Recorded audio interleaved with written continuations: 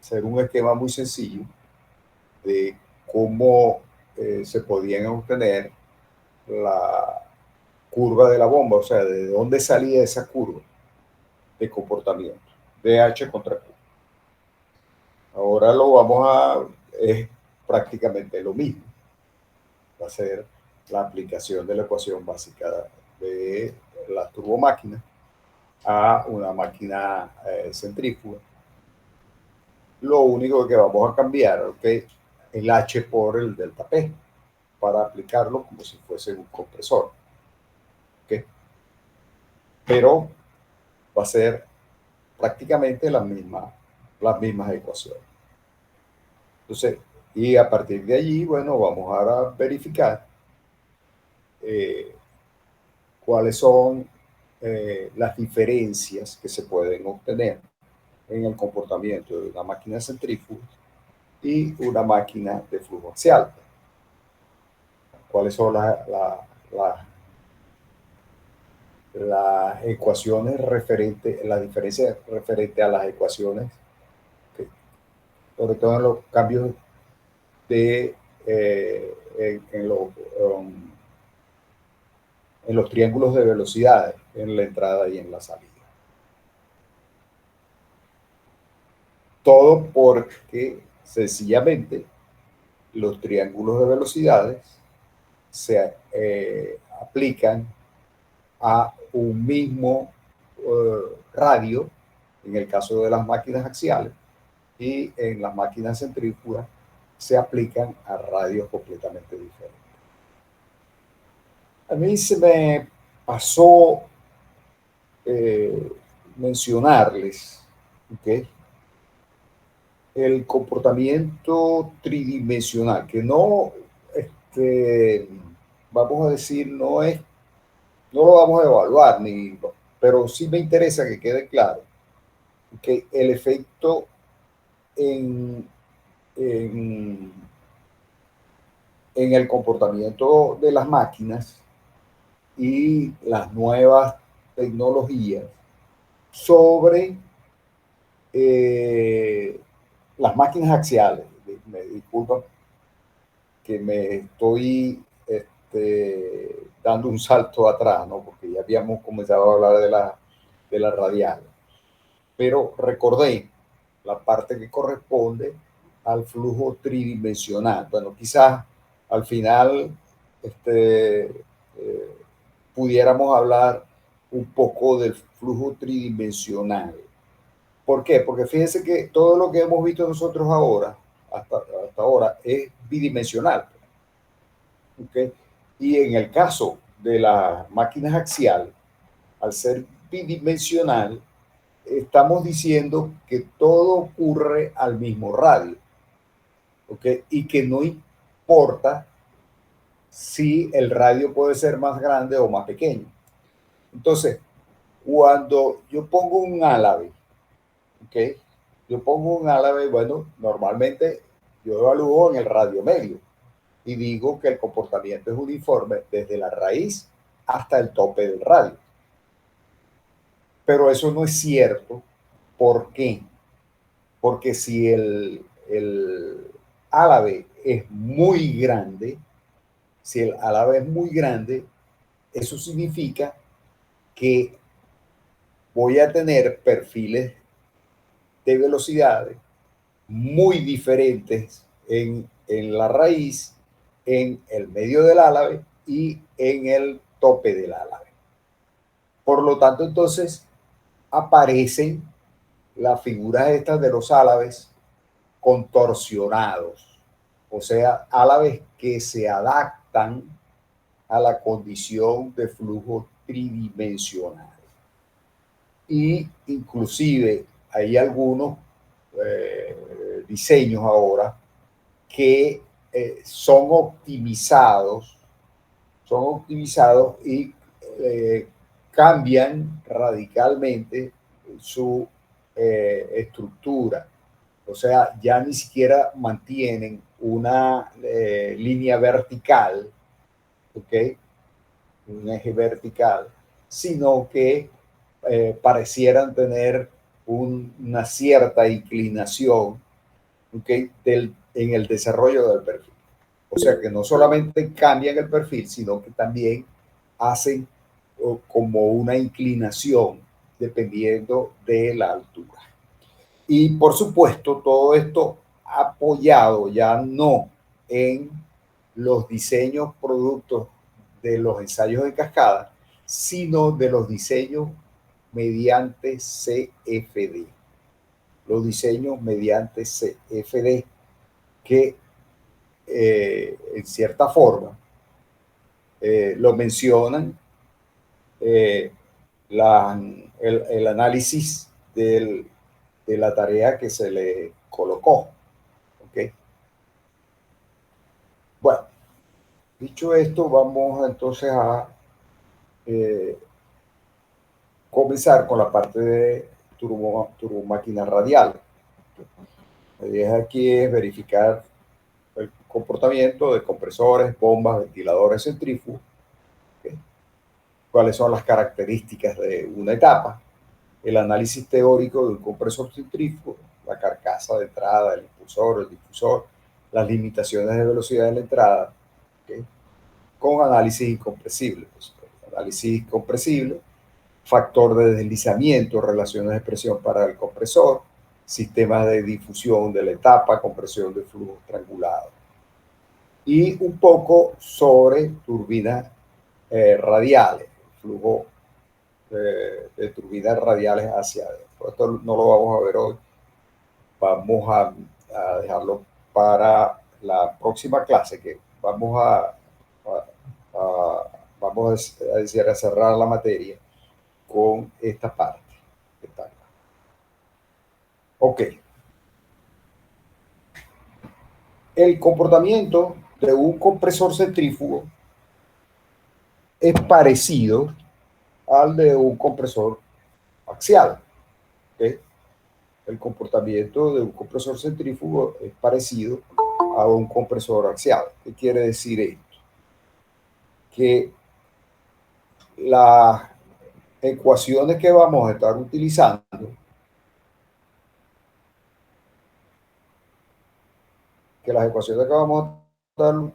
son prácticamente las mismas. Lo único que va a ser diferente, es el hecho de que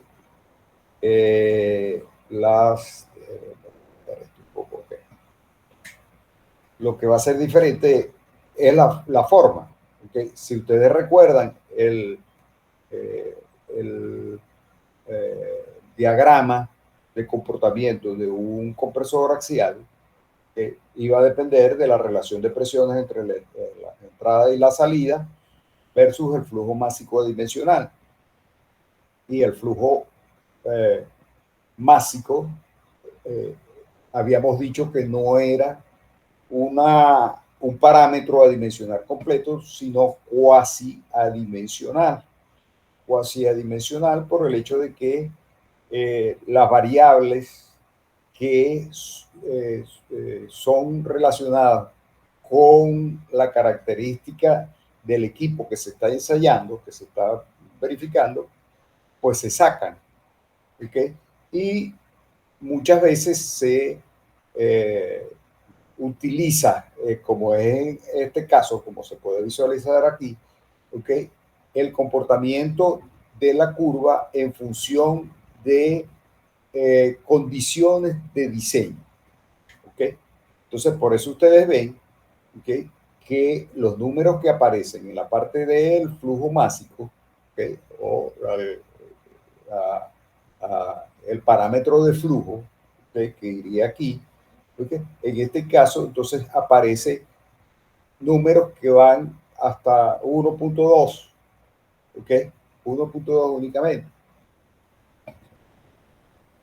Claro, eso es así porque están relacionados al comportamiento de flujo de diseño, el comportamiento de flujo de diseño. O sea, que aquí va a estar el parámetro m raíz de T01 sobre P01 sobre, ¿ok?, sobre el parámetro de m raíz de T01 sobre P01 a las condiciones de diseño. A las condiciones de diseño. Por eso aparece aquí relativo a las condiciones de diseño. Relativo a las condiciones de diseño.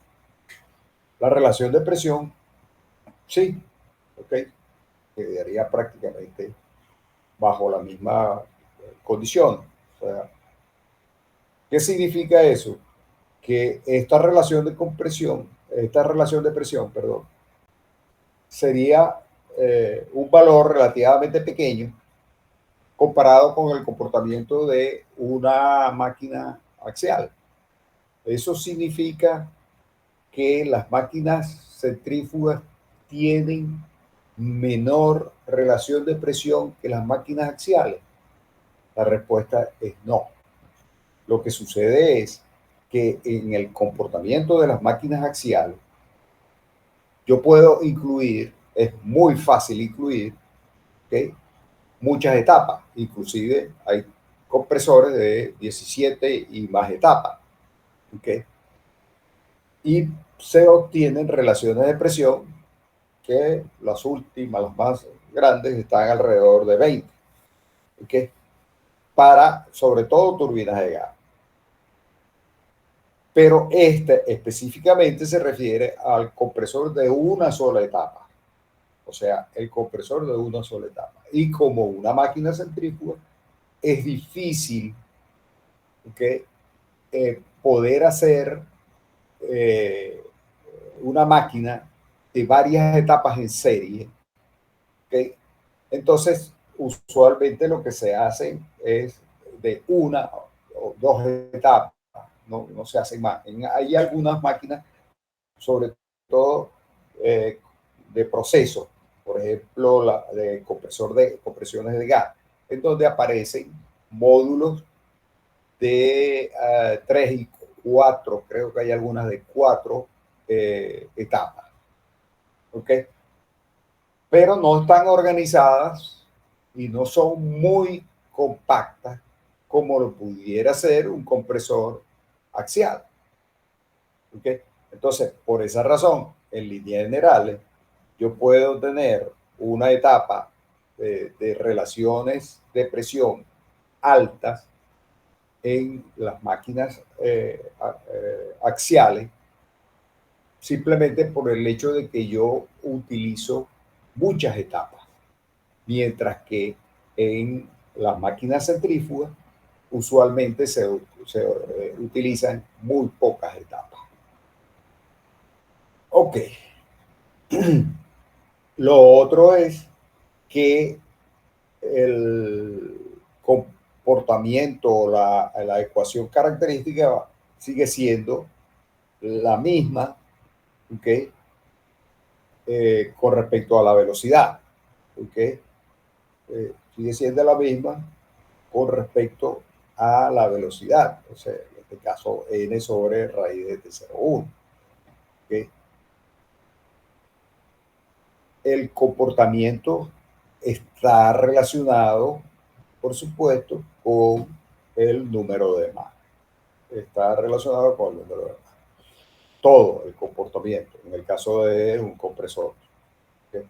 Entonces, fíjense que tiene una curva, ¿okay?, tiene una curva parecida,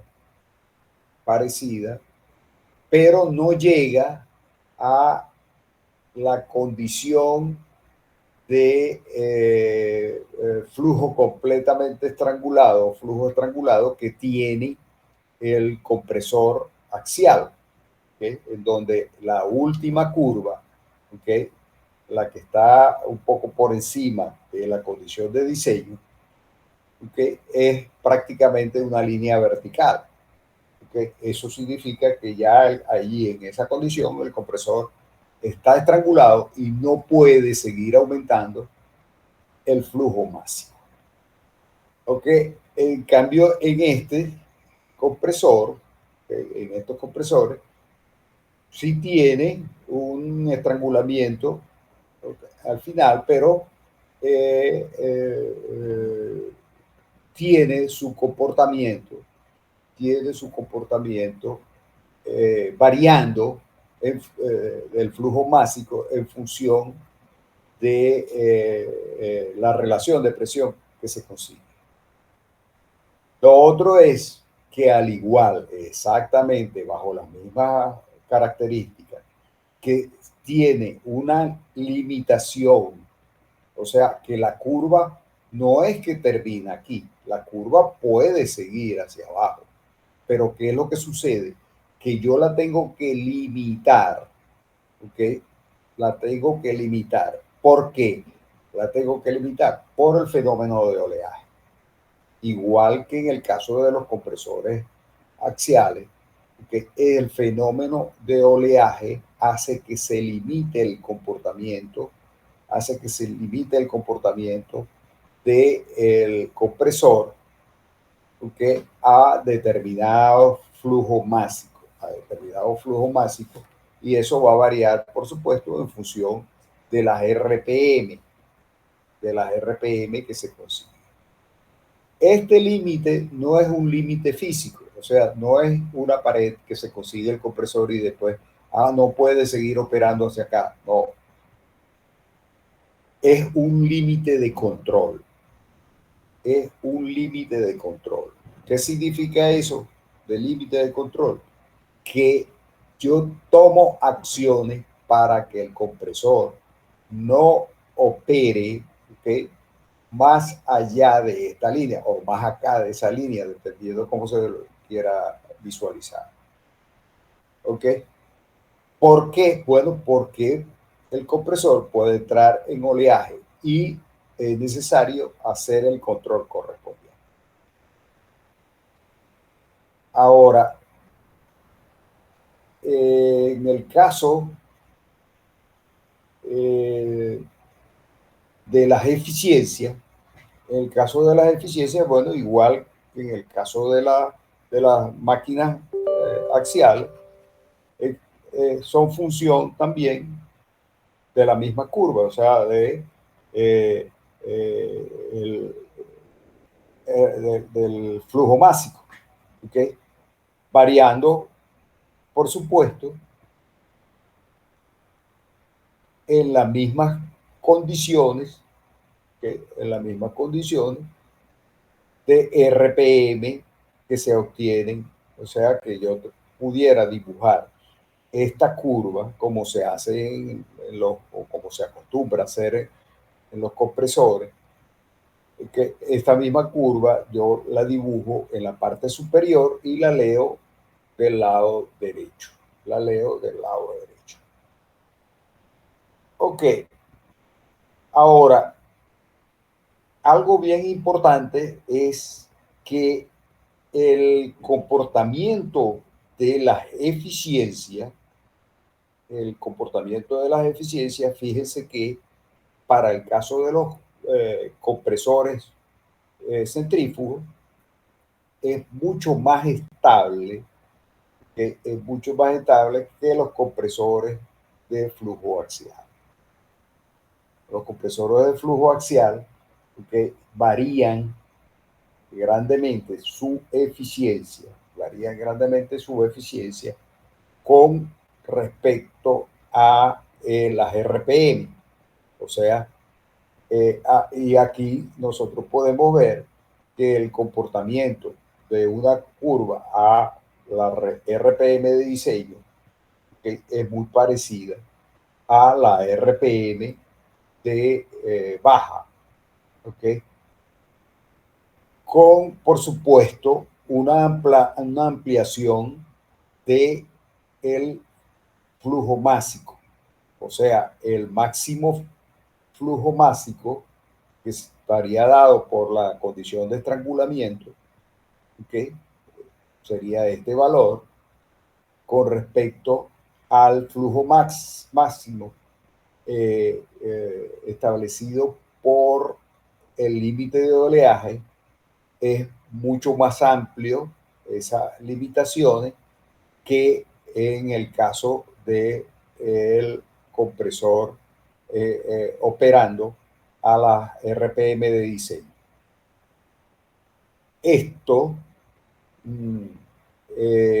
ocurre también en el compresor axial, pero es mucho más marcado en el compresor axial, porque el rango de operación en flujo másico a altas condiciones o muy cerca de las condiciones de diseño es muy estrecho. O sea, la variación del flujo másico en las condiciones de diseño son muy estrechas. ¿Ok? Yo no sé si vale la pena mostrarles para que recuerden el, la curva del compresor de Axial. flujo axial. ¿Puede mostrarla, profe, para hacer memoria? Vamos a mostrar. Vamos a buscarla por acá rápidamente.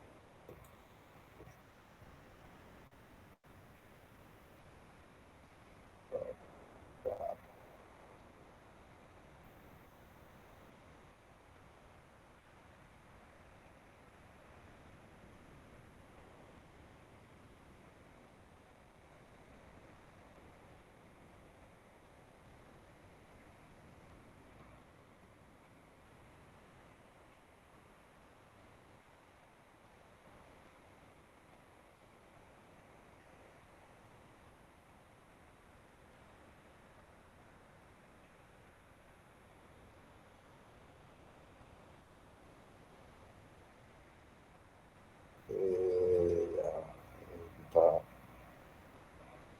está quitando más tiempo del que yo creí.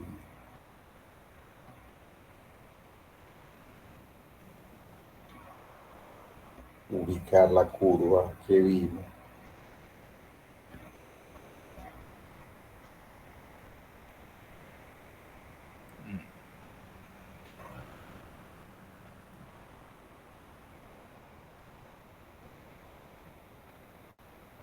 Está aquí.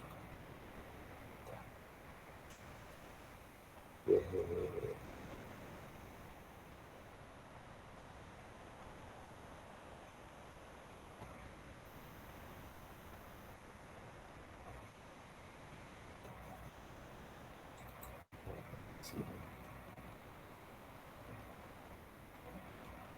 este, es este es el problema.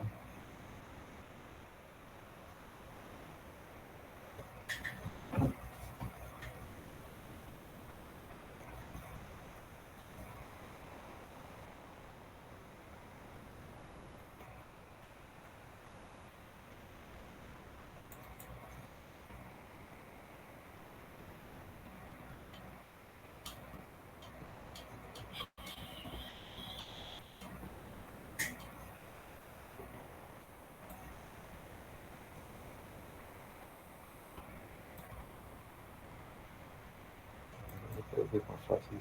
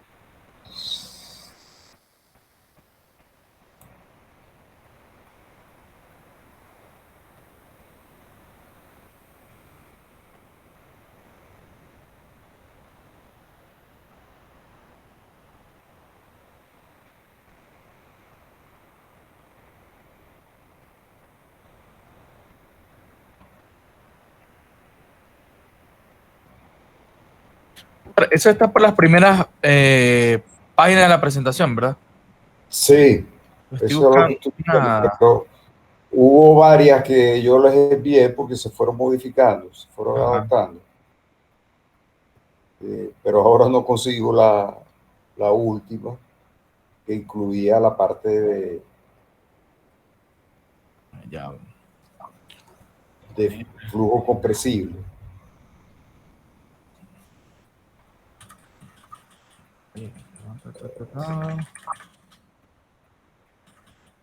Compresión, máquina fluido. No, aquí no está. Se identifica tridimensional.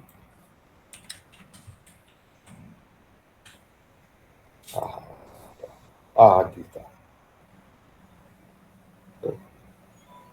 Está bien lejos. Bueno. Entonces, eso se ve muy feo. Entonces, aquí lo puedes ver, que este es el comportamiento de un compresor de flujo axial. Entonces, fíjese que la tendencia es a que el rango de operación va a cambiar y a medida que aumenta la RPM, llega un momento en que esto tiende a ser una línea. ¿Okay? Esto tiende a ser una línea. ¿Okay? Y la variación de la eficiencia es grande. Fíjense, por ejemplo, que en el caso de un compresor, axial, que el punto de máxima eficiencia es este, por decirlo así. O sea que esto sería, ¿okay?, la línea de máxima eficiencia, de RPM de máxima eficiencia. ¿Okay? Y yo puedo hacer que la máquina funcione a diferentes RPM por encima o por debajo de la máxima eficiencia, pero por encima o por debajo de la RPM de diseño, pero variando la eficiencia máxima radicalmente. En cambio, fíjense en el caso del compresor centrífugo. En el caso del compresor centrífugo, que la variación del punto de máxima eficiencia, ¿okay?, es mínima. O sea, la eficiencia máxima para cada RPM es prácticamente la misma, cosa que no es así en el comportamiento del compresor. ¿Ok? El compresor axial. En el comportamiento del compresor axial. ¿Ok? ¿Está claro? Entonces, a eso es que me refiero con respecto al comportamiento del compresor axial y el compresor centrífugo. Ok, profesor. Ok. Entonces, disculpen, pero yo creo que fue bueno hacer la aclaratoria. Ok. Ahora, en el caso del compresor centrífugo, hay una relación entre las ecuaciones, el comportamiento del fluido en el paso del canal, ¿okay?, igual como ocurre en el compresor axial. ¿Okay? O sea que hay una relación entre las condiciones de entrada, ¿okay?, entre las condiciones de entrada y el diagrama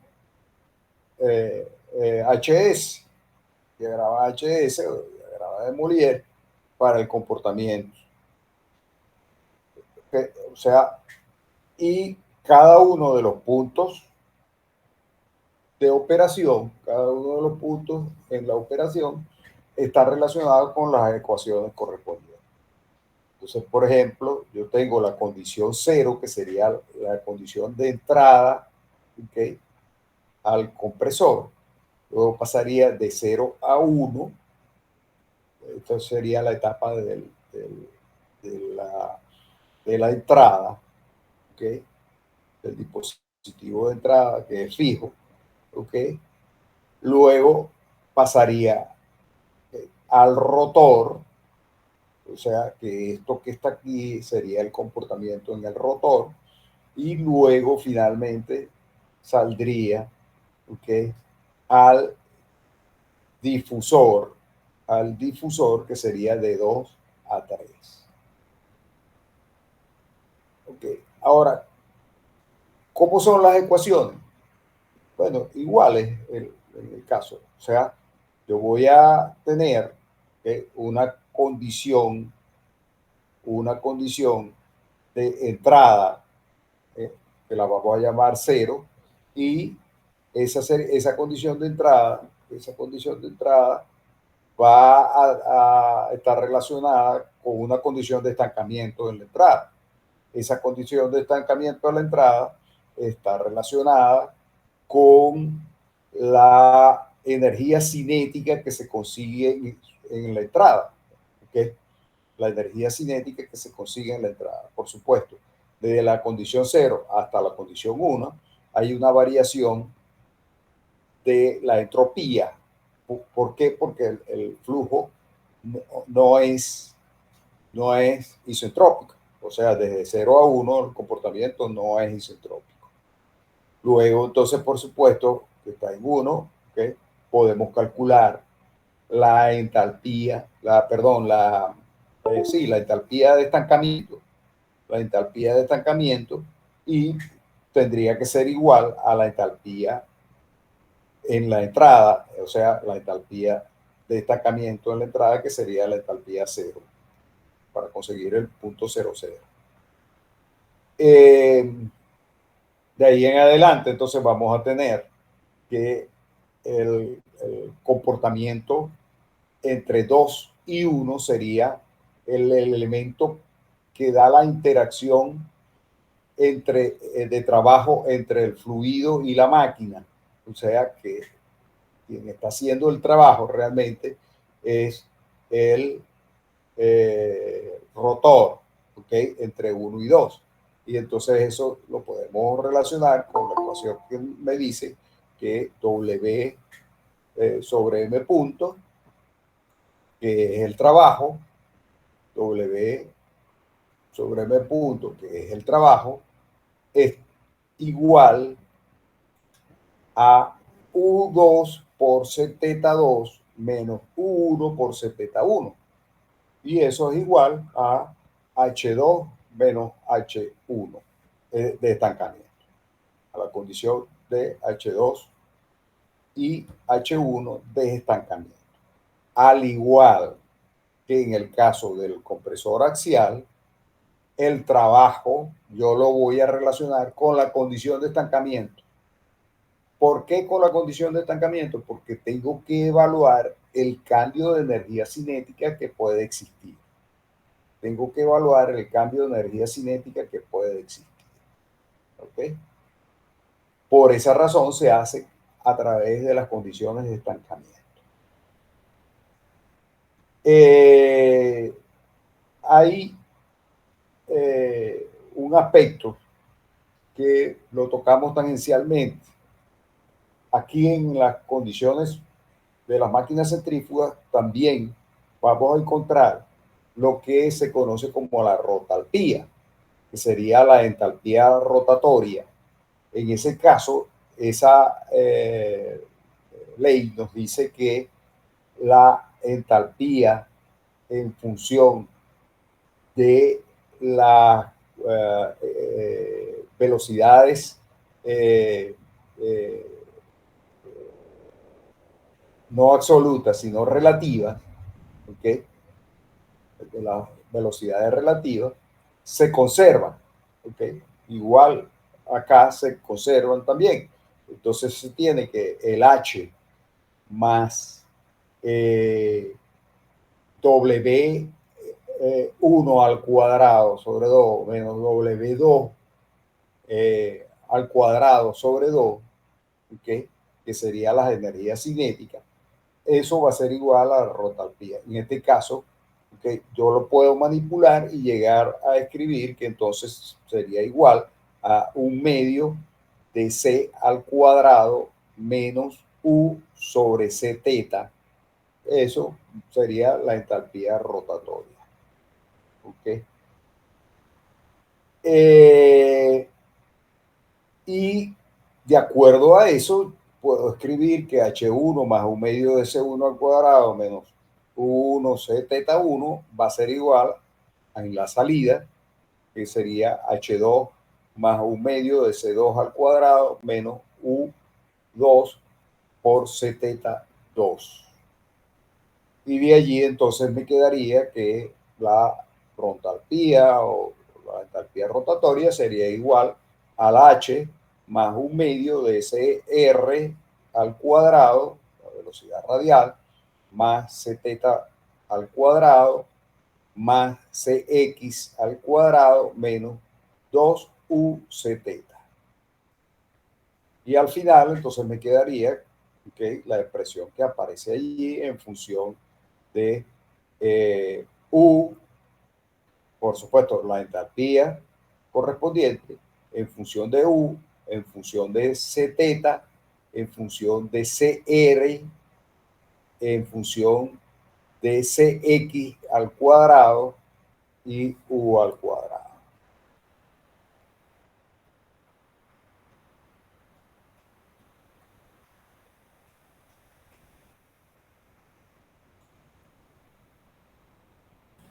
¿Aló? ¿Se escucha? Sí. Ah, ok. Ajá, ok. ¿Alguna pregunta? No. Bueno, un poco, o sea, con el concepto nuevo ese que nos introdujo de la rotoentalpía. No lo... Rotalpía. Rotalpía, Pero pues. eso lo habíamos ya mencionado Sí, pero no lo recordaba. en, en máquinas axiales. Ok, ese sencillamente tiene que ver con el hecho de que al evaluar el comportamiento de eh, eh, la entalpía de estancamiento en función de las velocidades, relativas, o sea, yo voy a evaluar en el rotor, en la entrada y en la salida, ¿okay? La entalpía de estancamiento en función de la velocidad relativa, pues me va a quedar que es igual en la entrada, igual a la de la salida. Igual a la de la salida. Vendría siendo igual que el Ahora, caso de turbinas axiales, donde la sí, velocidad, la entalpía de exactamente. estancamiento también se conservaba respecto a las velocidades relativas. Exactamente. Exactamente, que eso es el concepto de la rotalpía. Ok. En el caso de ya lo habíamos visto, la relación que existe, el caudal, cómo poder calcular el caudal en una máquina centrífuga. En el caso de la máquina de flujo axial, bueno, decíamos que aplicábamos la ecuación que nos decía que el caudal va a ser igual a la integral de la velocidad por un diferencial de área. ¿Okay? O sea, vamos a hacer la integración de una ecuación vectorial. ¿Okay? Por supuesto, esto es el producto de dos vectores, o sea, el producto escalar de dos vectores, el vector velocidad y el vector de posición del área. Y en definitiva, el vector de posición del área lo voy a calcular como un vector, ¿okay? De de posición unitario, ¿ok? Que es perpendicular y saliente del área correspondiente. Aquí falta el DA, falta el D. Entonces, en líneas generales, el DA en este caso, que yo lo voy a colocar como un valor, ¿ok? Para meter la parte del área completa, me quedaría entonces el, el área esta que estoy señalando, ¿ok? En el borde de salida del impulsor. En el borde de salida del impulsor voy a calcular el área porque ese es el área de flujo que voy a colocar. ¿Ok? Entonces, eso significa que esa área, ¿ok? Al integrar el área correspondiente, ¿ok? Esto me queda como n, que sería el vector de posición saliendo del área, multiplicado por E por R al cuadrado de teta, donde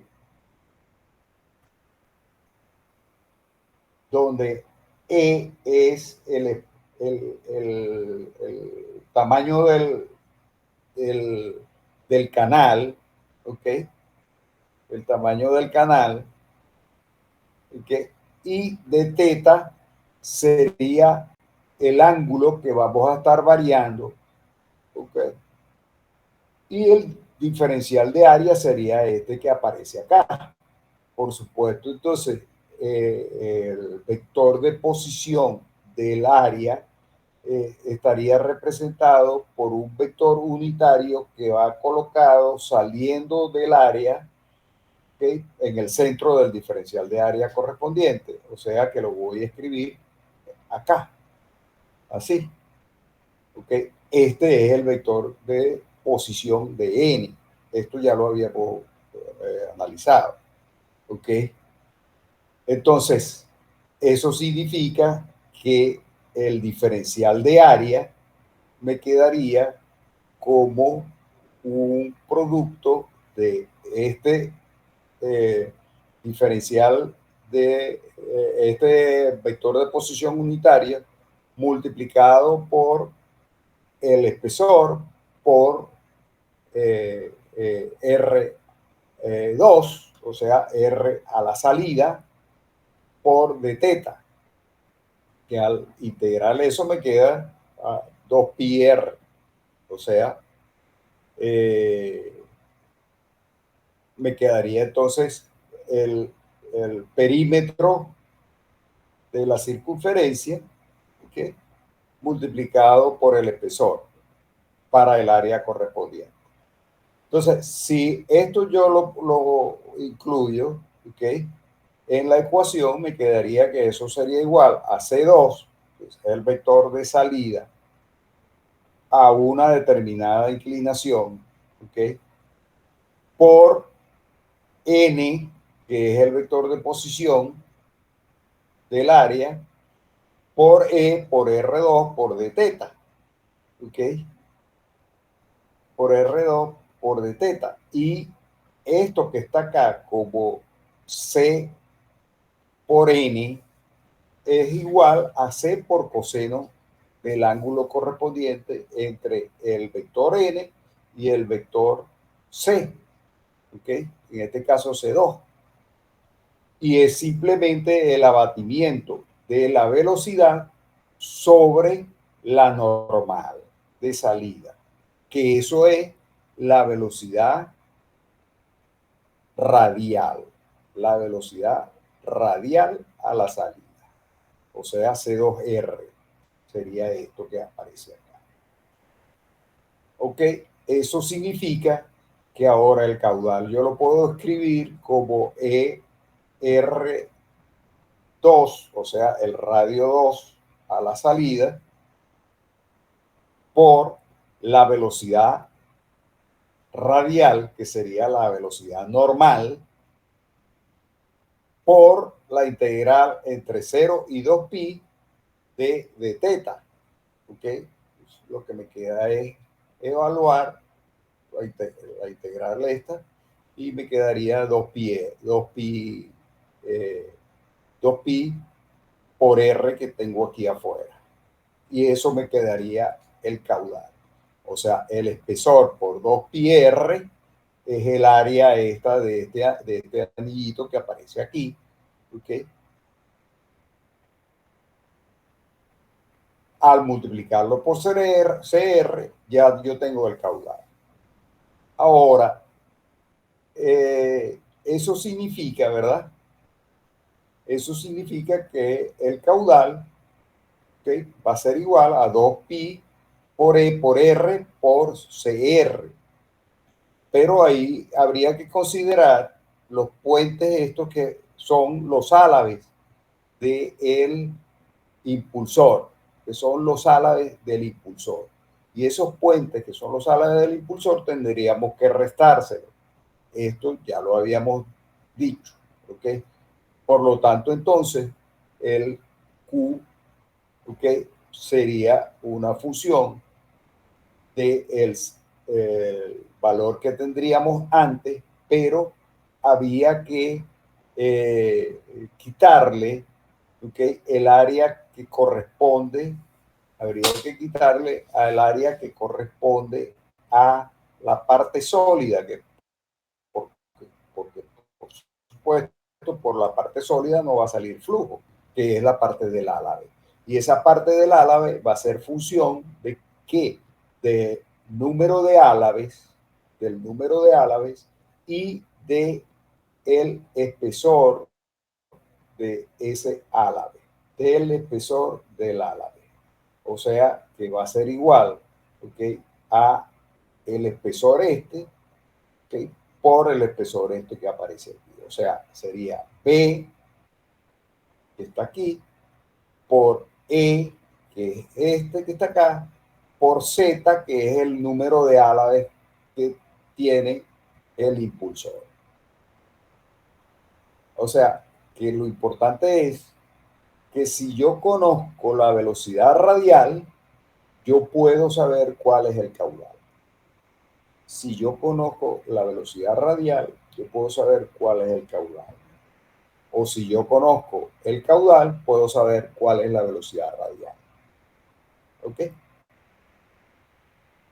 Entonces, para el cálculo de P02 y P01, bueno, lo que hago es utilizar la ecuación que ya habíamos visto, pero para el cálculo de H. ¿Okay?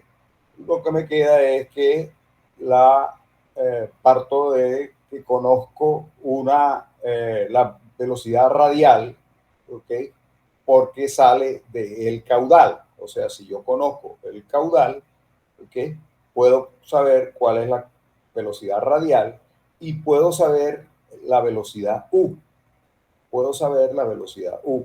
Entonces, si conozco la velocidad U y la velocidad radial, me cierra el triángulo, ¿okay?, para conseguir C, ¿ok? Para conseguir C, me cierra el triángulo W. Por lo tanto, entonces yo voy a tener que U más W va a ser igual a C. Y por supuesto, esta C tiene su componente radial aquí, como lo habíamos estimado anteriormente.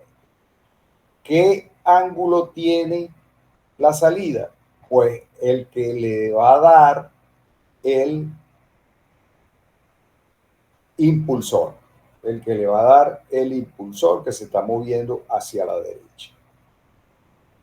Entonces, de allí, entonces yo puedo decir que U va a ser igual a omega, que omega va a ser la velocidad de rotación del rotor, ¿ok?, por el radio correspondiente. El radio que vamos a colocar, el radio 2. Entonces la velocidad de rotación, R2 por omega, eso va a ser igual a U. ¿Ok? Y el delta W, delta W va a ser igual al cambio que va a existir de la ecuación de cantidad de movimiento angular en la entrada y en la salida. O sea, en la salida menos en la entrada. En la salida eso va a ser igual a ¿qué? A U2 por Zeta2.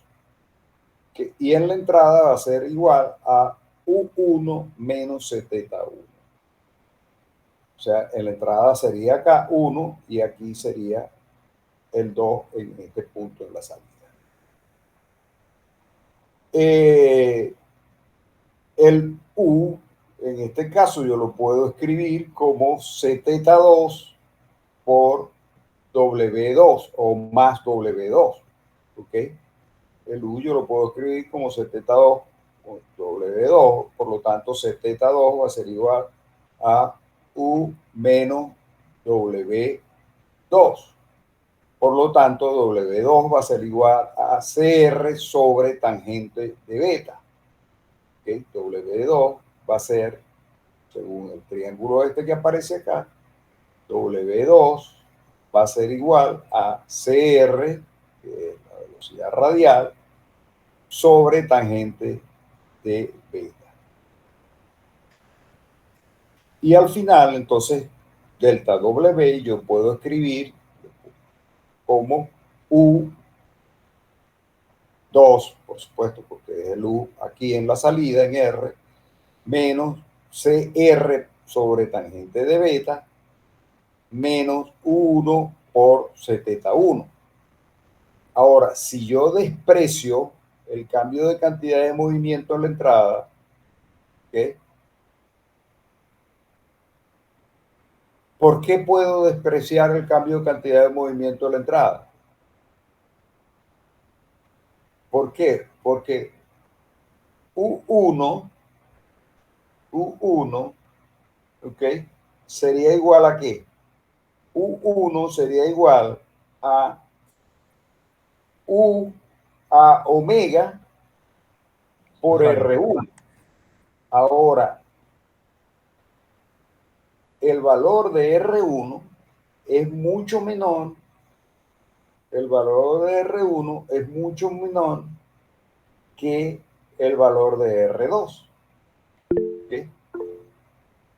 ¿Sí?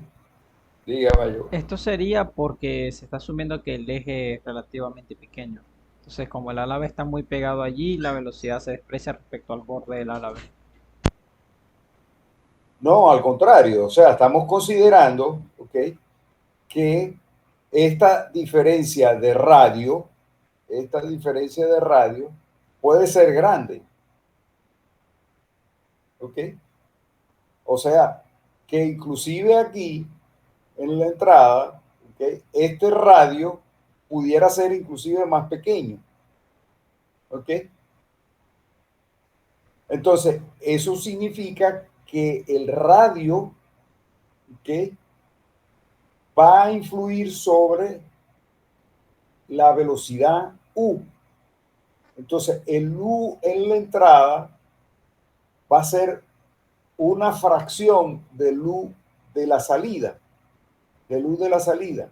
Y eso hace que ya yo no pueda usar, ¿okay? La técnica que usamos en compresores axiales. ¿Cuál es esa técnica que usamos en el compresor axial? Dibujar, ¿ok? En el mismo plano de U, ¿ok?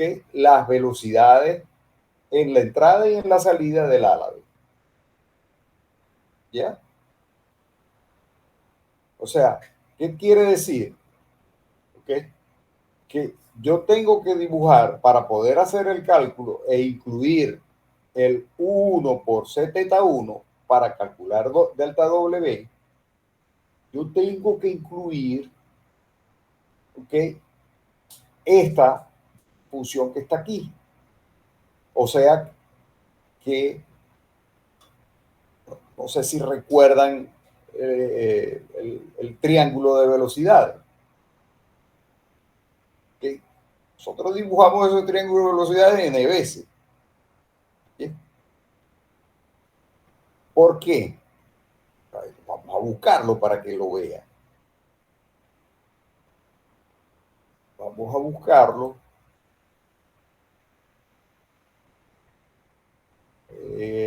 Por ejemplo,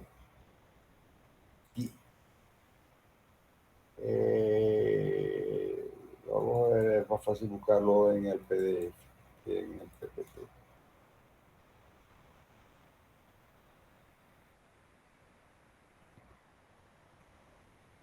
Ajá, por ejemplo. Entonces, fíjense. Aquí yo puedo mostrar, ¿okay?, el efecto del comportamiento del álave, ¿ok? Esta distancia de aquí a aquí me va a dar ¿qué? El cambio de cantidad de movimiento en la entrada y en la salida. Y lo puedo visualizar. Pero eso no lo puedo, aquí no lo puedo hacer. ¿Por qué? Porque no puedo dibujar parte de W aquí. No lo puedo hacer. ¿Por qué? Porque ¿dónde lo voy a poner? No, aquí es muy fácil. ¿Por qué? Porque aquí hay dos triángulos que sería el triángulo de entrada, que sería este que está acá, y el triángulo de salida, que sería este que está acá. Y entonces lo que me queda es esto que está acá, que sería la diferencia, ¿okay?, que me daría la diferencia de cantidad de movimiento, que es función del trabajo que se va a transformar en la diferencia, en la relación de presión, en el caso del compresor. ¿Ok? O sea, fíjense que, okay, en este caso, okay, dijimos esto que está acá, esto que está acá, delta W sobre U, ¿ok? Porque sencillamente el U lo podemos colocar uno encima, los triángulos los puedo colocar uno al lado del otro, o sea, colineal con el U. Pero aquí no lo puedo hacer. ¿Por qué? Porque los U no son diferentes. Los U no son iguales. Los U son diferentes. Los U son diferentes. Ahora, la otra cosa que quería mostrar, ¿ok?, o recordar, porque esto ya lo habíamos visto también, ¿okay?, es el hecho de que yo puedo utilizar paletas orientadas de forma diferente. Yo puedo utilizar paletas orientadas de forma diferente.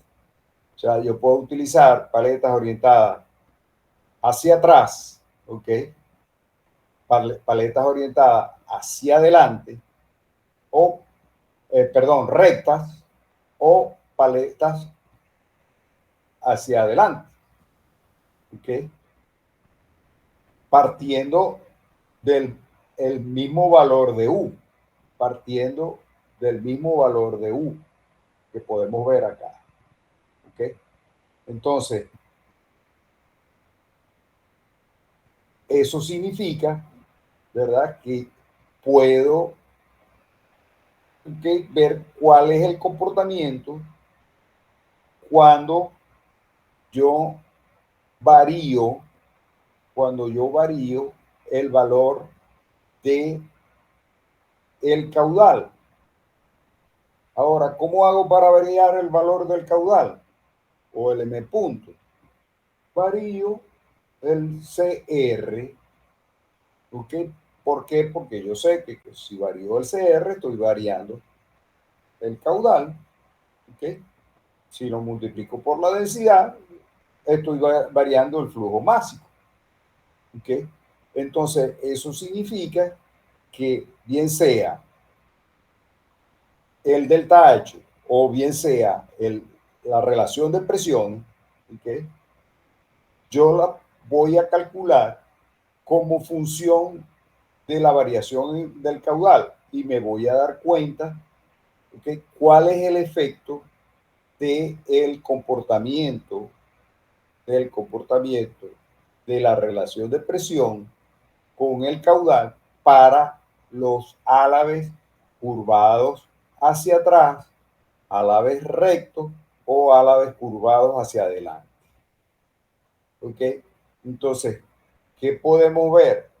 Bueno, lo mismo que vimos anteriormente, que cuando yo estoy utilizando álabes curvados hacia adelante y aumento el caudal, al aumentar el caudal, ¿ok?, al aumentar el caudal, eso significa que el delta teta disminuye.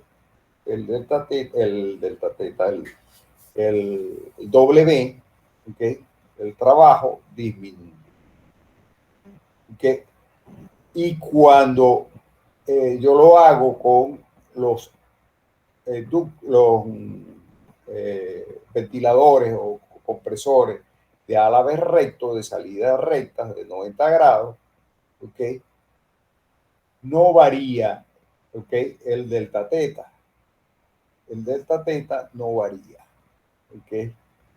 Y cuando lo hago con álabes curvados hacia adelante, el caudal hace que aumente el delta teta. Aumenta el delta teta. Por eso entonces la forma de las curvas, ¿okay?, para el caso de ángulos curvados hacia adelante, me va a quedar el comportamiento de esta forma. Álabes rectos va a quedar en función de esta, y álabes curvados hacia atrás me va a quedar en esta condición. Por supuesto, esto es el comportamiento ideal. Esto es el comportamiento ideal. ¿Ok? ¿Qué significa eso? Que a esto yo tengo que incluir las pérdidas. ¿Y cuáles pérdidas vamos a incluir? Bueno, una de las pérdidas más relevantes es las pérdidas que ocurren en la entrada. Y las pérdidas que ocurren en la entrada, ¿por qué son relevantes? Porque producen una pérdida muy importante, que es la pérdida producto de la incidencia. ¿Ok? La pérdida que ocurre por la incidencia. Esa pérdida que ocurre por la incidencia, ¿ok?, está relacionada con lo que nosotros vimos como el comportamiento ideal, que estaría muy cerca de la condición de incidencia un poco hacia la izquierda, o sea, un poco negativa. ¿Ok? Y habíamos dicho también que en el caso de la incidencia positiva era la más peligrosa, porque la incidencia positiva hacía que el desprendimiento se originara del lado de la cara de succión del compresor, la cara de succión del álabe del compresor. Ok, entonces eso significa que la pérdida por la incidencia, ¿okay?, es muy significativa, y yo debo tomar las previsiones correspondientes, ¿okay?, dependiendo del caudal. Y por esa razón, entonces, para cuando se da incidencia positiva, ¿okay?, ¿cuándo se da la incidencia positiva? Cuando yo tengo un caudal muy pequeño. Si yo tengo un caudal pequeño que voy a estar manejando, ¿okay?, el resultado es que la incidencia se me va a un valor positivo, y eso hace que la separación, ¿ok?, de la capa límite, el desprendimiento de la capa límite del álabe sea mayor. o sea, más peligroso. Por eso, de aquí es donde se tiene, ¿okay? Si ustedes recuerdan lo que vimos, ¿okay? Es que con incidencia negativa yo voy a tener este comportamiento que está acá, ¿okay? Con incidencia negativa, pero con y esta es la cara de presión, esta es la cara de presión del álave, ¿okay? Pero con incidencia positiva, que es esta, cuando el caudal es pequeño, entonces voy a tener desprendimiento de la parte de succión del álave, la parte de succión del álave, ¿okay? Haciendo que sea mucho más peligroso, haciendo mucho más peligroso. Por lo tanto, entonces, eso hace que yo corte el comportamiento del compresor en en caudales muy bajos, en caudales muy bajos. O sea, no es que la curva no puede llegar a esa condición, no, es que yo no la dejo llegar, porque si llego a que se dé esa condición de flujo, puedo originar la destrucción del compresor. Ok, la otra cosa es las pérdidas correspondientes por el deslizamiento. ¿Qué es eso del deslizamiento? Bueno, fíjense que lo que estamos diciendo es que estos que nosotros dibujamos, ¿okay? De estos triángulos de velocidades, se relacionan con el flujo que está pegado a el álave, ¿ok? Entonces, esto sería el borde de estela del álave y esta sería la condición de salida, ¿ok? Para tener el ángulo de salida del beta, ¿ok? Pero tenemos que recordar, ¿ok? Que hay un espacio grande entre los álaves que no tienen el efecto del borde de estela del álave. ¿Ok? Entonces, ese comportamiento, ¿okay? Me va a decir a mí que el triángulo de velocidades que se dibuja a la salida va a depender del número de álave. ¿Por qué va a depender del número de álave? ¿Por qué? Porque cuando yo voy a dibujar el triángulo de velocidades en este punto que está acá, en este punto, ¿ok?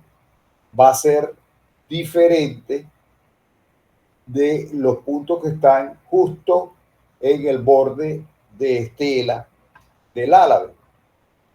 ¿Ok? ¿Por qué? Porque estos son los que tienen la mayor influencia del álave. Y la otra cosa es, ¿verdad? Es que si yo cierro, ¿ok? El impulsor, yo cierro el impulsor, ¿verdad? Y lo pongo a girar igualmente, ¿ok?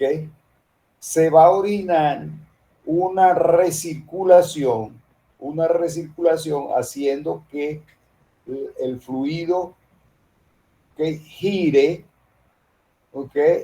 En dirección contraria al que estaría girando el impulsor, ¿ok? O sea, si yo voy a medir, por ejemplo, ¿ok? La velocidad que tiene el fluido en esta condición acá, ¿ok? En este punto es posible que la velocidad sea cero, ¿ok? Pero en este punto de acá, yo voy a tener una velocidad, a pesar de que aquí está cerrado, aquí yo voy a tener una velocidad, ¿ok? obligando a que el fluido tenga este sistema, este movimiento, ¿okay?, de rotación. Este movimiento de rotación. Eso es el movimiento de Coriolis. Y eso es producto de la rotación. Ahora, en el único sitio donde se da eso es en los compresores o en las bombas, en la turbomáquina. No, eso se da también en la tierra. Aquí en el lago de Maracaibo nosotros tenemos un movimiento de el agua, de corrientes de agua, producto de la rotación. Producto de la rotación, lo que es el movimiento de Coriolis. ¿Ok?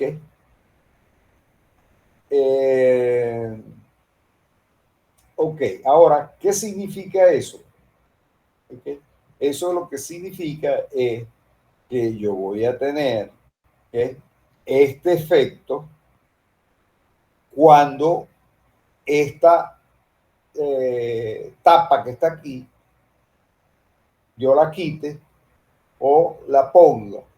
Si yo la quito, entonces voy a tener una visual menos del efecto, pero siempre está presente. Entonces, ¿qué es lo que va a suceder? Que este efecto de Coriolis va a impactar a las velocidades, a los perfiles de velocidades que voy a obtener en la salida. Por lo tanto, que si yo no considero el efecto de Coriolis, voy a tener el efecto de Coriolis, voy a tener este triángulo de velocidades, por ejemplo. Este triángulo de velocidades. Y cuando yo considere el efecto de Coriolis, ese triángulo de velocidades ahora va a tener esta condición. ¿Ok? Esa condición. Entonces, eso hace que el beta de n álaves, ¿ok?, va a ser menor que el beta, el ángulo que tiene como si tuviera infinitos álaves. O sea, el beta que tiene el borde de estela del álave. Y por supuesto, eso hace que el h infinito sea mayor que el n infinito, o lo que es lo mismo, llevándolo a las presiones, ¿okay?, la relación de presión del h infinito, del comportamiento infinito, o sea, considerando, sin considerar el efecto de Coriolis, el efecto de deslizamiento, va a ser mayor la relación de presión que la que se estimaría considerando un número finito de álaves. Eso hace que yo pueda predecir ese comportamiento, ¿okay?, usando correlaciones. ¿Okay? Y al usar correlaciones, yo puedo utilizar, ¿okay?, un homograma como este, donde ya lo habíamos visto. ¿Okay? Yo indico los valores correspondientes del compresor, que son el radio 1, el radio 2, el número de álaves, el ángulo de salida del impulsor, ¿okay?, el ángulo de salida del impulsor, ¿okay?, y puedo entonces calcular cuál es el coeficiente, en este caso éxilo, que sería el coeficiente de deslizamiento, ¿okay?, que lo voy a calcular, ¿okay?, para multiplicar ese valor por el H o por el delta P correspondiente para saber cuál es la modificación que se va a obtener producto de la consideración del deslizamiento. Eso hace que el comportamiento del compresor, al sumar la parte que corresponde a las pérdidas por fricción, que serían estas, más las pérdidas que ocurren por incidencia, más la consideración de el efecto Coriolis, ¿okay? Eso hace que el comportamiento sea la morada esta que está acá, la morada no, la azul, ¿okay? La línea esta azul marino, ¿okay? Ahora fíjense, vamos a mirar, ¿okay? ¿Qué sucede si yo uso un compresor, ¿okay? O una bomba, es lo mismo, que tiene esta curva de comportamiento? Si tiene esta curva de comportamiento, ¿qué me va a dar? Esto que está acá. ¿Ok? Perfecto. Eso significa que ya yo tengo el punto de operación. Ajá, pero ¿qué pasa si yo subo, ¿ok?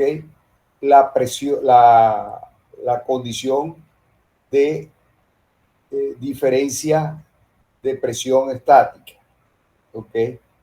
La diferencia de presión estática, ahora en vez de tenerla en 6, en 7, la subo a 10.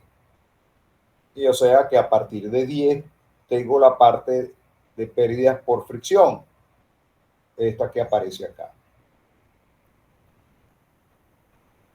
¿Qué va a suceder?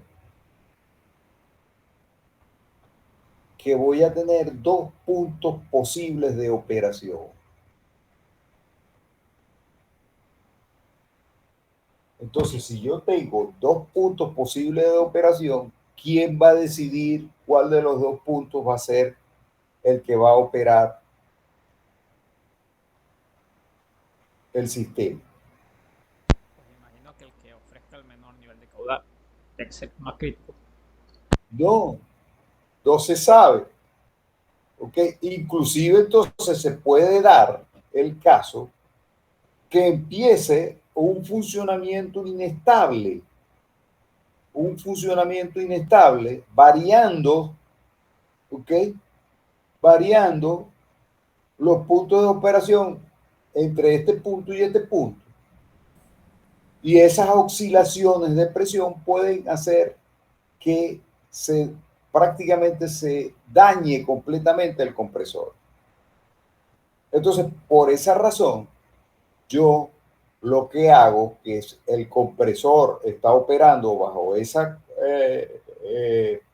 característica, ¿okay? Porque esto es el diseño, ¿okay? Que me dio, ¿okay?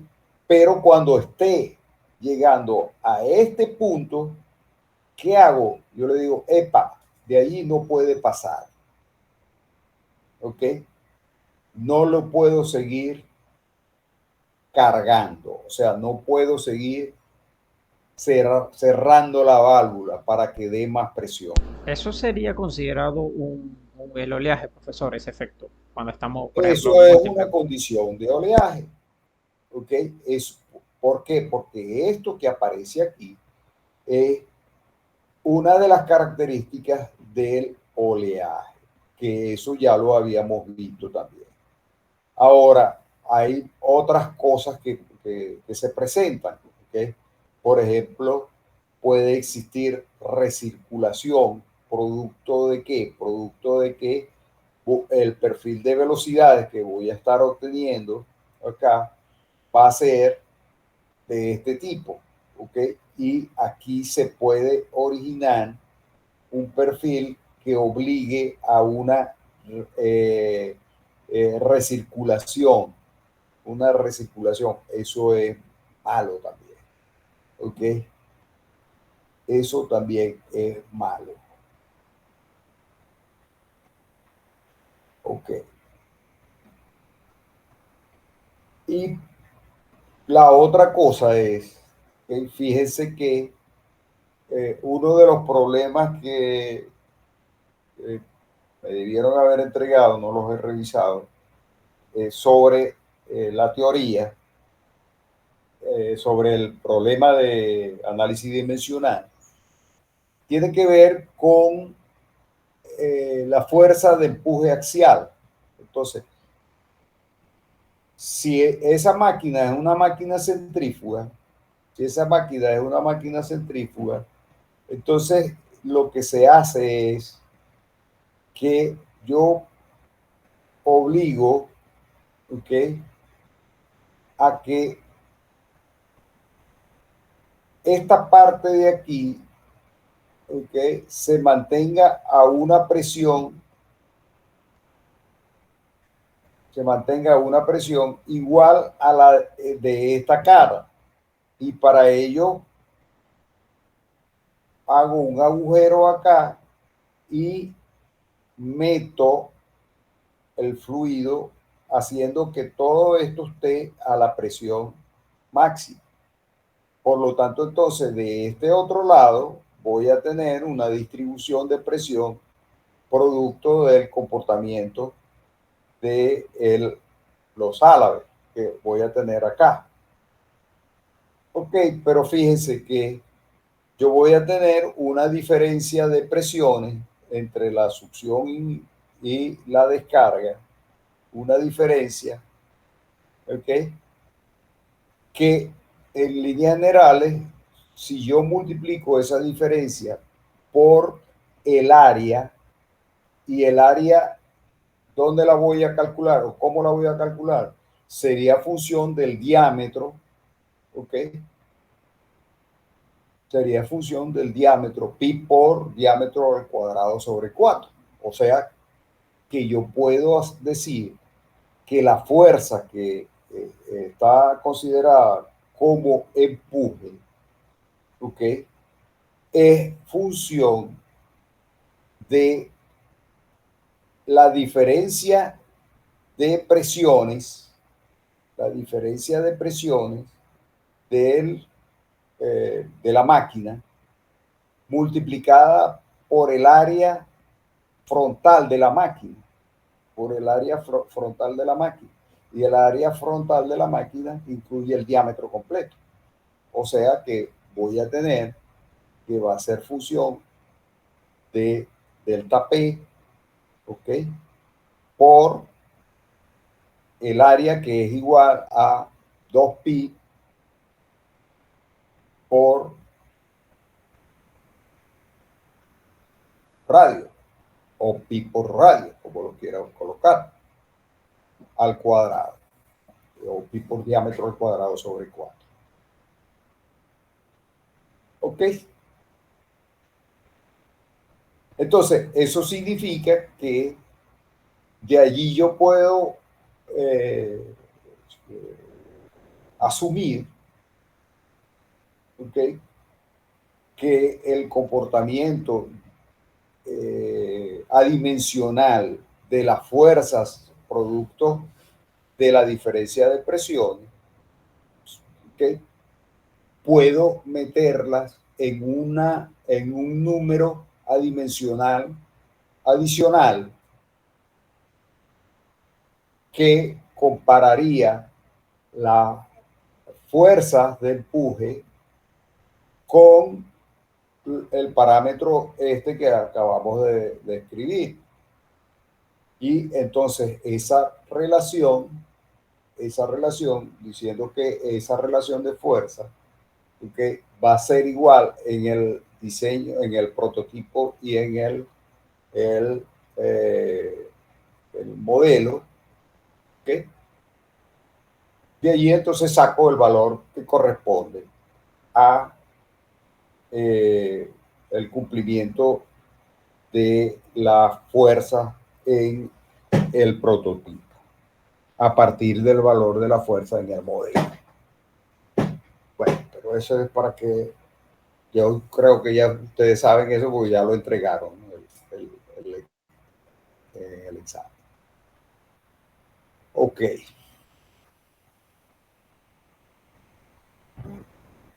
Ahora, en el caso entonces del compresor, es exactamente lo mismo, lo que vimos en las bombas. Existe un caudal de recirculación que hace que se incremente el caudal que realmente está pasando por la máquina respecto al caudal útil. ¿Okay? El caudal útil, que es el que se ve salir de la máquina, no es el caudal que está pasando. ¿Por qué? Porque hay una recirculación. ¿Okay? Y aquí yo debo incluir inclusive las pérdidas que se pueden estar originando.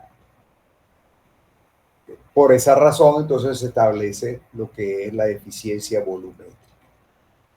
Por esa razón es lo que se establece la eficiencia volumétrica. Bueno, y de ahí en adelante podemos sacar lo que son las eficiencias correspondientes. Esto ya lo habíamos visto. También habíamos dicho que en el caso de las bombas, podía haber sistemas con álabes colocados en la salida alrededor del impulsor para que funcionaran como difusores. ¿Y qué hace un difusor?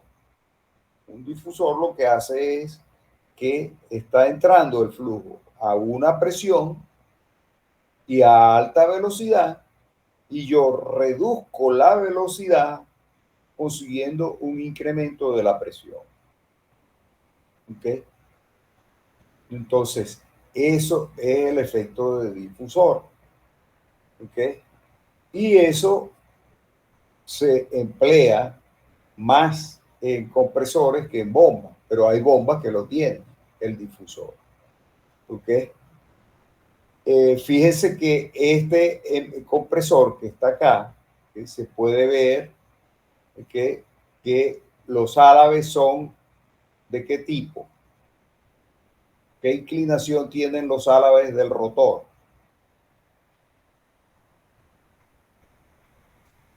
Hacia la derecha, hacia la izquierda, perdón. Hacia la izquierda. Son álabes rectos. Este es el rotor. Este es el rotor y este es el radio. Este es el rotor, este es el rotor y este es el radio. Entonces, estos son orientados en la misma dirección del radio.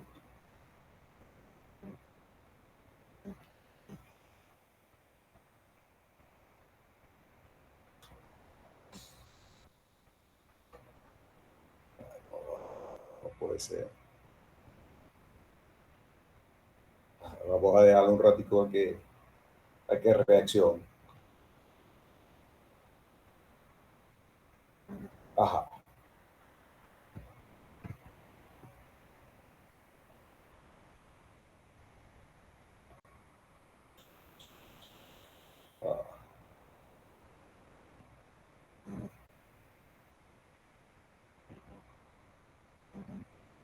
Ajá.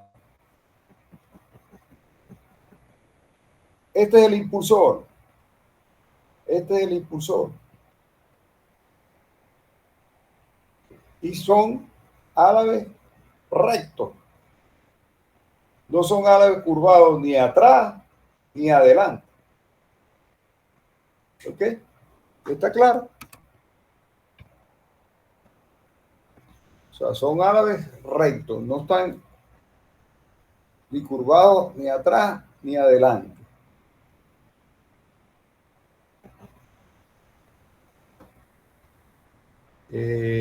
Ahora vamos a ver.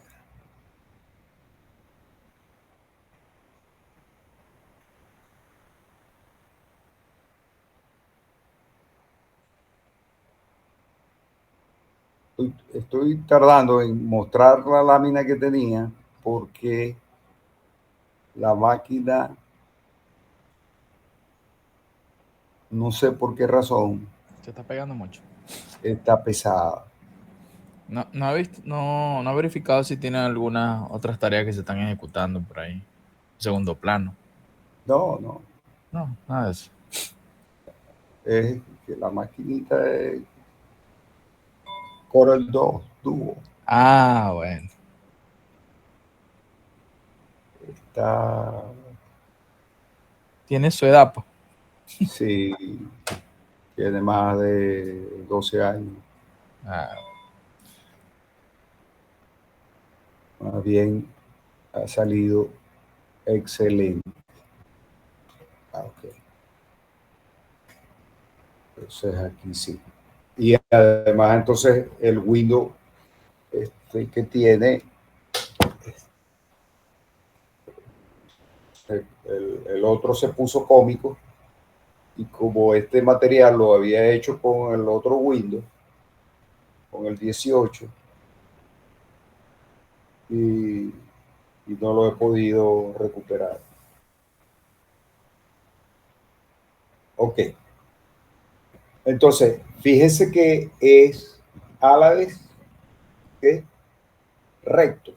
Fíjense, ¿ves? Aquí a la vez recto. ¿Okay?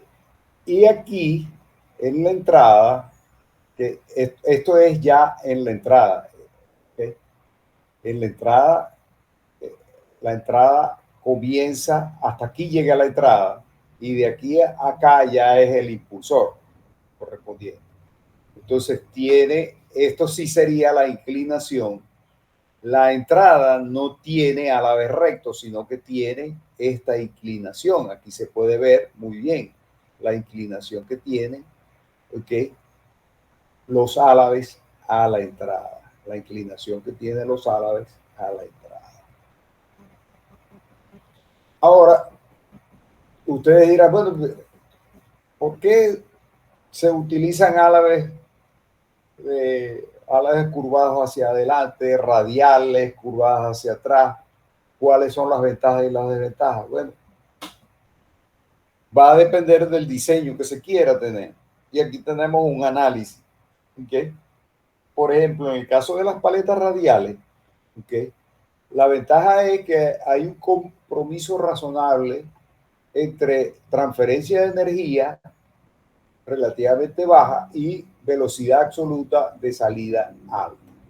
O sea que yo voy a tener una velocidad relativamente grande con un flujo relativamente grande, ¿okay? Y una transferencia de energía, un delta P que se puede conseguir, ¿ok? Razonable, ¿ok? ¿Cuál es la desventaja? Que el margen de bombeo es relativamente estrecho, o sea, el margen de bombeo hace que se acorte el comportamiento, el rango de comportamiento de la máquina. La otra ventaja, esfuerzos de flexión, ¿okay? Poco complejo, o sea, es un álabe que no tiene mucha complejidad, pues, y está bien definido, ¿okay? Y es fácil fabricarlo, porque fabricar un álabe recto es muy fácil de hacer. Ahora, en el caso de curvados hacia atrás, ¿okay? Vamos a tener una baja energía cinética en la salida y un bajo número de match en la entrada del difusor. ¿Okay? Por lo tanto, entonces vamos a tener, la principal desventaja es que vamos a tener baja transferencia de energía, pero la ventaja es que al tener baja energía cinética en la entrada, en la salida, ¿okay? Y bajo número de match en la entrada del difusor, eso significa que voy a tener un comportamiento estable, inclusive cuando los caudales son altos. Cuando los caudales son altos. Ahora, la otra es que el margen, ¿okay? De carga es más amplio. O sea, ya la limitación del esfuerzo, del comportamiento de la máquina por oleaje es menor. ¿Ok? La desventaja, bueno, que van a aparecer esfuerzos grandes de flexión, ¿okay? Y al ser curvada el ángulo, ¿okay? El álave, es más difícil construirlo, fabricarlo. Y en el caso de paletas curvadas hacia adelante, ¿okay? Yo voy a tener una transferencia de energía muy grande, o sea, yo puedo obtener, ¿okay? Altas relaciones de presión, ¿okay? Pero es la única ventaja, ¿ok? Porque todo lo demás son desventajas, ¿ok? La alta energía cinética de la salida hace que la salida yo tenga un alto número de mesh, ¿ok? En la entrada del difusor. Y al tener ese alto número de mesh en la entrada del difusor, hace que el comportamiento del difusor sea más difícil, ¿ok? De ¿Por qué? Porque los efectos de compresibilidad del fluido se pueden manifestar más fácilmente. La fabricación es dificultosa, los esfuerzos de flexión son grandes, ¿okay? Y el margen de bombeo es menor que inclusive en el de paleta radial. O sea, la capacidad está limitada. ¿Eso qué quiere decir? Que del comportamiento de todo el espectro del caudal, yo lo voy a utilizar uno que está muy cerca del punto de operación de diseño. Del punto de operación de diseño.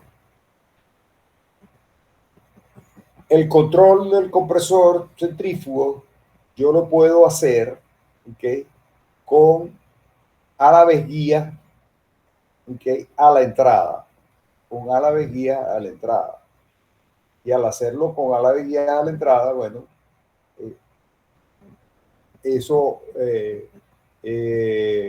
hace que pueda, el uso de esos álabes guía a la entrada, pueda ajustar mejor el comportamiento que es simplemente utilizando un estrangulamiento. ¿Okay? ¿Por qué? Porque en cierta forma lo que hago es que le doy una prerrotación al fluido y esa prerrotación al fluido puedo hacer que la transferencia de energía se acomode a el caudal que yo estoy queriendo manejar. ¿Qué quiere decir eso? Por ejemplo, que variando la inclinación del álave, yo puedo hacer fácilmente, que el ventilador o el compresor cambie sus condiciones de operación, ¿okay? Cambie sus condiciones de operación, haciendo que su comportamiento a carga parcial sea de menor consumo de potencia. Aquí tienen un ejemplo. Por ejemplo, este es el comportamiento, ¿okay? Del compresor normalmente. ¿Okay? Este es el comportamiento del compresor normalmente y aquí hay la línea de surge, que es la línea que no se puede pasar. Ahora, si yo voy a usar, por ejemplo, un caudal que está cerca de estos puntos que están acá, por ejemplo, este que está acá, ¿okay?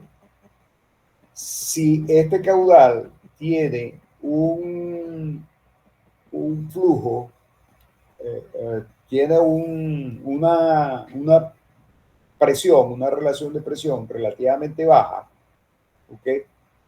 ¿Por qué va a tener esa relación? Porque, por ejemplo, yo tengo que la curva del sistema que pasa por acá y está cortando al compresor aquí. pero yo no quiero que opere al 80% de capacidad, sino que yo quiero restringirlo a que opere al 60% de la capacidad. Entonces, si yo quiero restringirlo a que opere al 60% de la capacidad, ¿okay? Él va a funcionar a esta potencia que está acá, ¿okay? Que sería más o menos el 60% de la potencia. Ok, pero si yo utilizo, ¿okay?, estos álabes, ¿okay?, puedo hacer que la potencia vaya de este valor, que va a ser el 70% de la potencia de diseño, ¿okay?, a esta potencia que está acá. Que a esta potencia que está acá. Perdón, estoy leyendo la Diapositiva. la potencia hay que leerla de este lado. O sea que voy a ir de la potencia de este que está acá, que me da el 80% de potencia, a esta condición que aparece aquí, perdón, aquí, de 70% a esta condición que está aquí, que es 50% de potencia. O sea que voy a hacer controlando con álabes guías, con estos álabes guías acá, controlando el caudal, ¿okay?, voy a hacer que el compresor opere, en vez de operar aquí, opere en esta condición. Opere en esta condición. Y eso me hace que vaya de esta condición, ¿okay?, que sería completo, ¿okay?, hasta a esta condición, que sería la condición de operación de ello. ¿Ya? Entonces, otra de las ventajas, bueno, que a baja exigencia del compresor, ¿okay?, a baja exigencia del compresor, yo no lo puedo operar si estoy utilizando, ¿okay?, una válvula de estrangulamiento normal en la salida o en la entrada. ¿Por qué? Porque siempre va a estar operando bajo esta condición. Entonces, si yo quiero que opere por debajo de este caudal, no lo puedo hacer. Por debajo de este caudal no lo puedo hacer. ¿Por qué? Porque cae en oleaje. ¿Okay? Caería en oleaje. Bueno.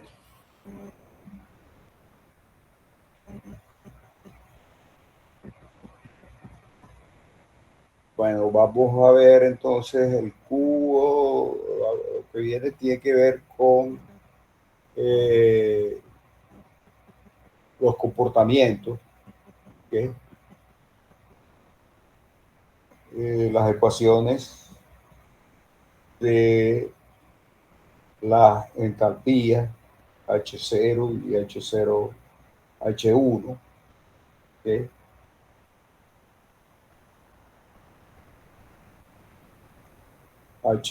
la entalpía de estancamiento en la entrada y en la entrada del impulsor son iguales y se cumple que H0 más un medio de C0 al cuadrado es igual a H1 más un medio de C1. Eso lo habíamos escrito ya. En el caso del impeller, por el criterio de la rotalpía, entonces me quedaría que la rotalpía es igual al H más, bueno, la ecuación esa que vimos anteriormente, ¿ok? Y yo puedo tener entonces que, considerando que U menos C teta es igual a W teta, ¿ok?, o la W tangencial, ¿okay?, me quedaría entonces, fíjense, este triángulo de velocidades, ¿okay? Representativo desde la entrada en 1, en la condición 1, ¿okay? Y este sería en la condición 2, aquí. ¿Okay? Este sería la condición 2, o sea, el 1 quedaría aquí y el 2 aquí. Y el difusor, este que estaría acá, sería después de la salida de la condición 3, de la condición 2, perdón. Y fíjense, ¿okay? Que esto que está acá,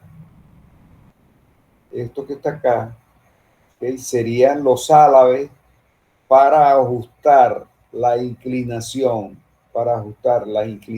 de la entrada, ¿okay? A la velocidad de rotación del impulsor, O sea, ¿por qué? Porque la velocidad de entrada, fíjense, es perpendicular al papel este que está acá, ¿no? Va a ser en esta dirección.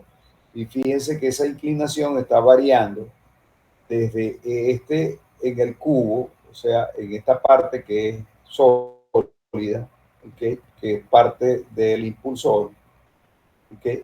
Y esto sería la condición del álave, que sería esto que aparece acá. ¿Okay? ¿Okay? Entonces, aquí se ve que el ángulo que hay aquí es diferente al ángulo que hay aquí. ¿Por qué? Bueno, porque se está considerando el flujo eh, eh, tri, bidimensional, perdón, tridimensional, ¿okay? La posibilidad del fluido tridimensional. Entonces, claro, aquí se puede ver cómo es el álave, que el álave que va a tener esta forma aquí, ajustando el ángulo, este que está aquí, para que pueda mirar, a la entrada W, a la W1, con una incidencia mínima, para que no haya pérdidas de incidencia.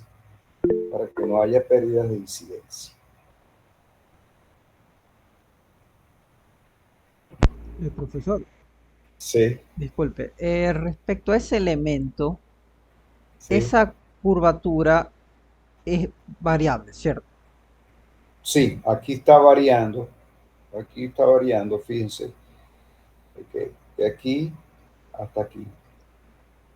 Pero esa, o sea, me refiero que la geometría en ese elemento es constante, una vez definido. Como O constante, sea, pues ¿no? tiene, por ejemplo, hay una inclinación respecto al álave. Esa inclinación, eso sería un elemento allí, por O sea, ejemplo, previamente configurado. este ángulo, este elemento que está aquí, está configurado, ¿ok? Para una condición promedio de acá. O sea, no es ni A ni C.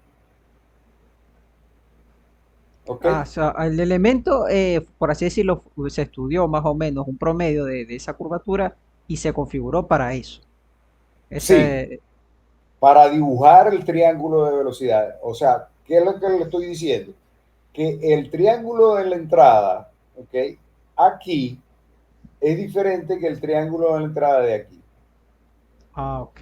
O sea, tenía la confusión porque como se había dicho que era un elemento que se ajustaba o era variable, No, esto no es por un variable. segundo había pensado que el elemento se podía mover por sí mismo. Yo dije, pero ¿de qué manera? Nunca he visto una bomba que funcionase así. Por eso No, tenía la no, no, confusión. no, no, no. Esto no se puede mover. O sea, pensé que era Esto no como se puede lo... mover. ¿Por qué? Porque esto no está relacionado con esto que está acá.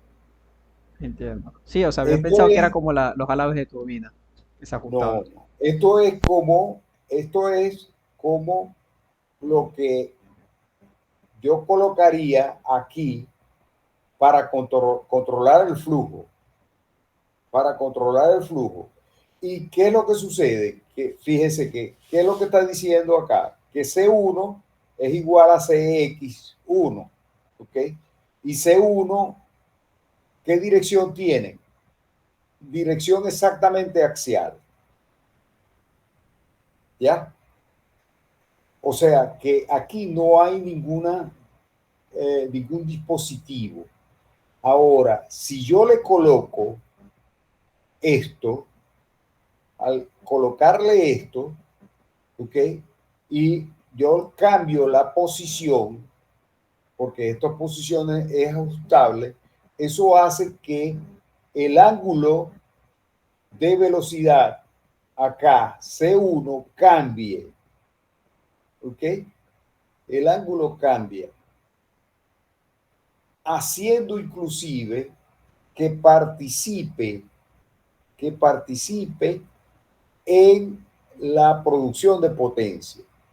O sea, yo puedo hacer que se incremente el trabajo hecho por el impulsor, que es algo poco común, o puedo hacer que disminuya. ¿Por qué? Porque fíjense qué es lo que se hace aquí cuando se calcula, ¿qué es lo que nosotros hacemos aquí cuando calculamos? Ay, otra vez, entramos la parte de esta necia que no sé por qué estas láminas están tan pesadas, lo que provoca es escribirlas de nuevo y O sea, esos pequeños elementos que están haciendo la variación para que ajustan según la potencia y tal, serían más o menos como las pequeñas paletas que hay en una turbina Franci para controlar los flujos. Pero estos sí, serían direccionales, más que para caudal. sí, no, es que influye también, ¿ok? Influye el caudal, influye sobre el caudal, ¿ok? ¿Por qué influye sobre el caudal? Bueno, porque el caudal recuerden que es CX, ¿ok? CX por el área, ¿ok? La velocidad axial por el área correspondiente. Entonces, ¿qué es lo que nosotros tenemos aquí? Que el trabajo, dijimos que era esto que está aquí. El trabajo va a ser igual a U2 por Z2 menos U1 por Z1. Ahora, ¿qué estamos diciendo? Yo creo que ahora sí. Estaríamos alterando la componente que da el valor de Z angularmente y de esa manera alteramos ese valor de potencia obtenido. Lo que estamos haciendo es, ¿ok? Que este valor, ¿ok? Está diciendo que Z es cero, ¿ok? Allá. Como ZT es cero, lo despreciamos, ¿ok? Que sería esto que está acá.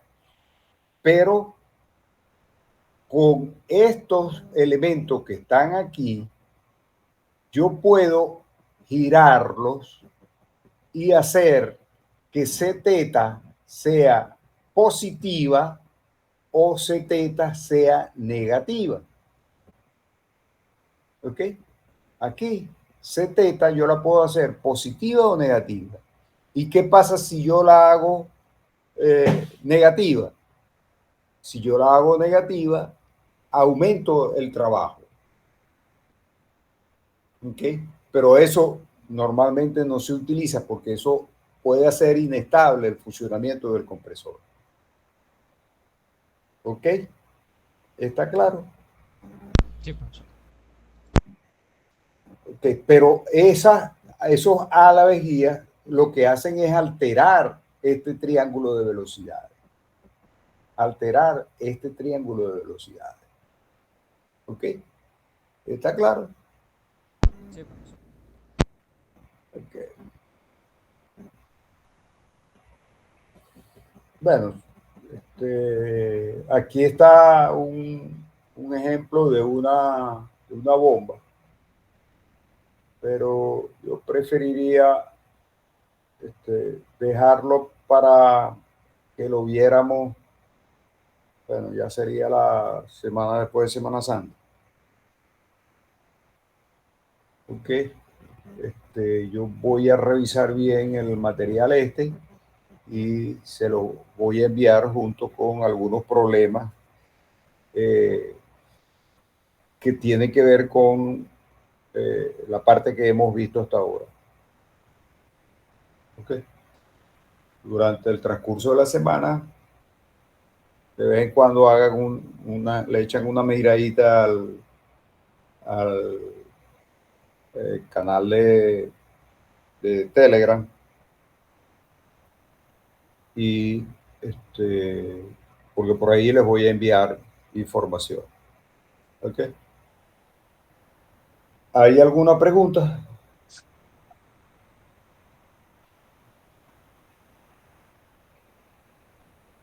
¿Ya han pensado qué es lo que quieren hacer?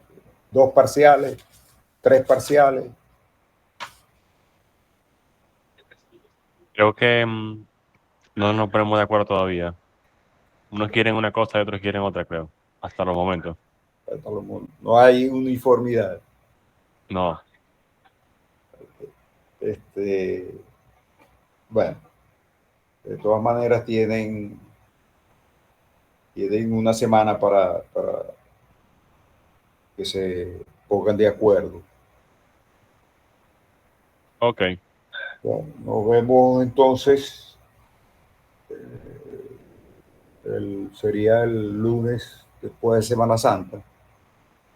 Es posible que esa semana yo tenga la operación y si tengo la operación el miércoles, por ejemplo, no tendríamos clase el jueves, sino el lunes siguiente.